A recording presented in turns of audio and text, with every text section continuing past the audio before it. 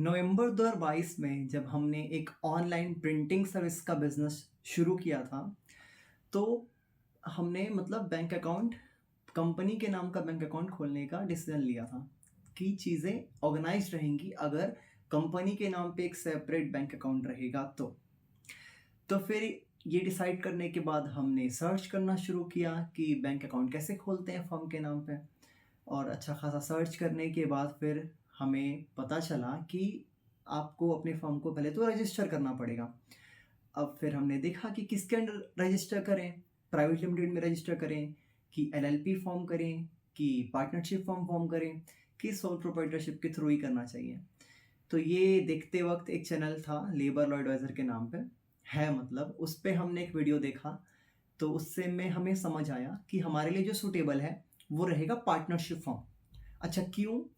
क्योंकि partnership form को form करना भी आसान होता है और डिसॉल्व करना भी ईज़ी होता है, ऐसा वीडियो में बताया गया था।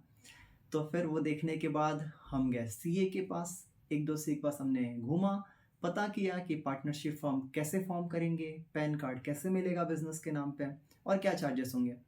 ये सब पता करने के बाद फिर जब हमने थोड़ा और रिसर्च किया, यूट्यूब, गूगल इधर, तो हमें समझ आया कि ये तो जो पार्टनरशिप फर्म है उसके लिए एक डीड बनानी होती है, उसे नोटराइज़ कराना होता है, उससे ये बनता है।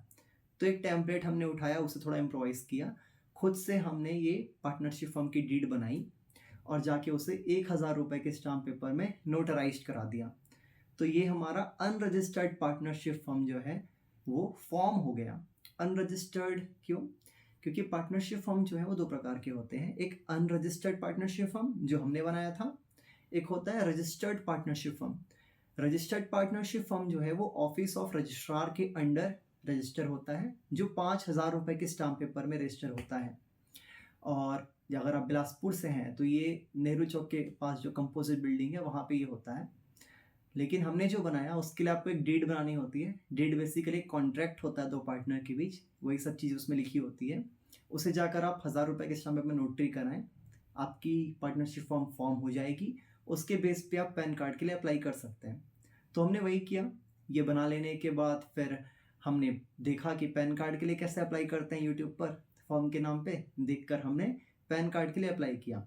ये करते वक्त एक दिक्कत हमें आई थी वैसे, जो पैन कार्ड की वेबसाइट है ना, प्रोटियन जो गवर्नमेंट की वेबसाइट है, उसमें आप सब चीज़ें फिल करोगे, एक सेक्शन आएगा वार्ड नंबर का। तो उस पे हम फँस गए थे, क्या भरें हमें समझ नहीं आ रहा था। फिर हम गए इनकम टैक्स ऑफिस जो बिलासपुर में व्यापार विहार रोड में है, और वहाँ जाकर हमने पता किया हमारा मतलब जो एरिया है बिज़नेस का ये है, उसके हिसाब से वार्ड नंबर क्या होगा। फिर जो उन्होंने बताया वो भरकर मतलब हमारा एप्लीकेशन प्रोसेस कंप्लीट हो गया था। अब ये करने के बाद फिर हमने बैंक ढूँढना शुरू किया कि किस बैंक में अकाउंट खुलवाएँ। अब जब हमने पता किया आईसीआईसीआई बैंक में, एचडीएफसी बैंक में इस तरफ, तो इन्होंने बोला कि जो पार्टनरशिप फर्म है मतलब इसका अकाउंट जो खुलता है उसमें मेंटेनेंस होती है 25,000। अब हम बिज़नेस जस्ट शुरू कर रहे थे तो हमको चाहिए था कम से कम मतलब ये फ्रिक्शन हो। तो हमने बोला कि ₹10,000 के मेंटेनेंस में हो पाएगा क्या? तो वहाँ पर तो पहले मना कर दिया गया था।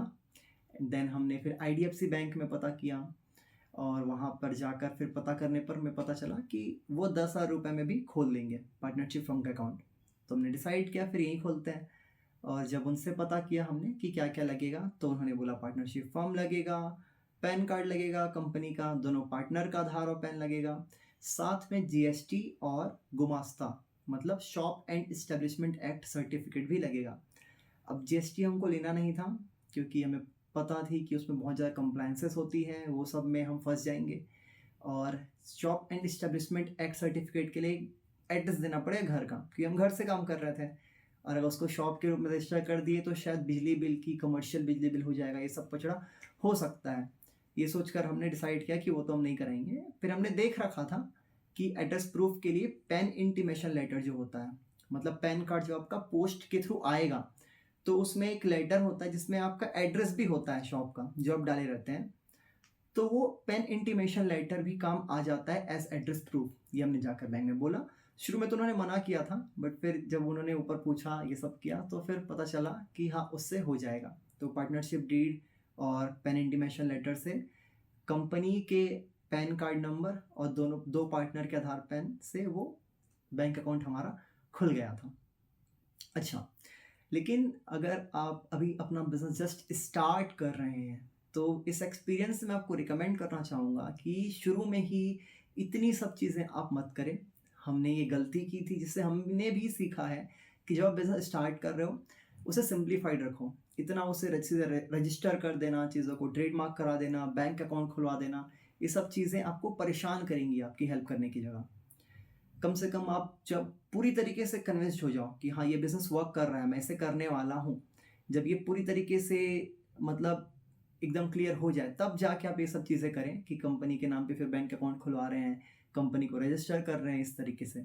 शुरू में कोशिश करें अपने ही पर्सनल अकाउंट पे, ज़्यादा हो तो अपना ही पर्सनल एक अलग अकाउंट खुलवा लें और उसके थ्रू बिज़नेस को करने की कोशिश करें।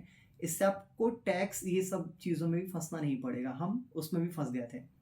और साथ में बन तो जाता है ये सब चीज़ें, पार्टनरशिप हम फॉर्म हो गई, रजिस्टर हो गई चीज़ें, बैंक अकाउंट खुल गया।